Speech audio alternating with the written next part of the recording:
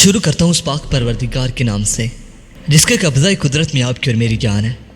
सुनते कानों देखती आंखों को आपके मेज़बान शिराज का सलाम पहुँचे।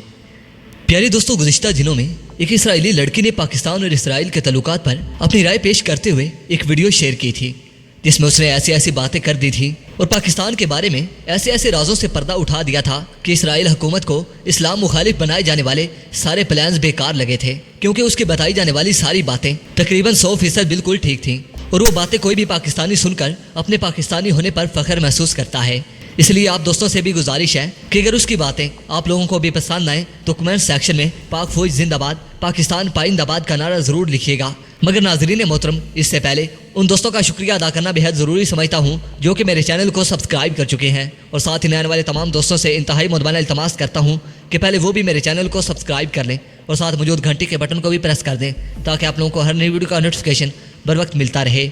तो दोस्तों आइए चलते हैं अपने असल टॉपिक की तरफ। नाजरीन मोहतरम, उस लड़की का कहना था कि बहुत से ममालिक पर दूसरे मुल्कों ने हमला करके तबाह बर्बाद कर दिया और उन पर कब्जा भी जमा लिया, मगर चंद ममालिक ऐसे हैं कि जिनको इतनी आसानी से शिकस्त नहीं दी जा सकती और उन ममालिक में पाकिस्तान भी शामिल है। नाजरीन मोहतरम, उस लड़की का कहना था कि मैं आप लोगों को कुछ ऐसी वजूहात बताती हूँ कि जब तक वो मौजूद हैं तब तक दुनिया का कोई भी मुल्क पाकिस्तान को शिकस्त नहीं दे सकता। उन वजूहात में से एक वजह पाकिस्तान का नक्शा मतलब के इलाका है, जिसमें सहरा, बुलंद बाला पहाड़, दरिया और हस्बे ज़रूरत मैदान और जंगलात पाए जाते हैं, जिसकी वजह से पाकिस्तान पर हमला करना इतना आसान काम नहीं है। नाजरीन मोहतरम, इसके बाद दूसरी वजह उसके मुताबिक पाकिस्तानी अवाम है, क्योंकि पाकिस्तान में बेशुमार जंगजू पाए जाते हैं। यहाँ पर मुख्तलिफ तहजीब रखने वाले अफराद पाए जाते हैं जिनको अपने इक़दार और रवैयात अपनी जान से भी प्यारे हैं और वो कभी भी नहीं चाहेंगे कि उनकी तहजीब का खात्मा हो। नाजरीन मोहतरम, उसके मुताबिक तीसरी वजह पाकिस्तान के लोगों का अपने मुल्क से प्यार है, क्योंकि जब भी कोई आफत या कोई और मुसीबत मुल्क में आ जाती है तो सारी कौम मुत्तहिद होकर उसका मुकाबला करती है और अपने वतन से प्यार का खुलकर इजहार करती है।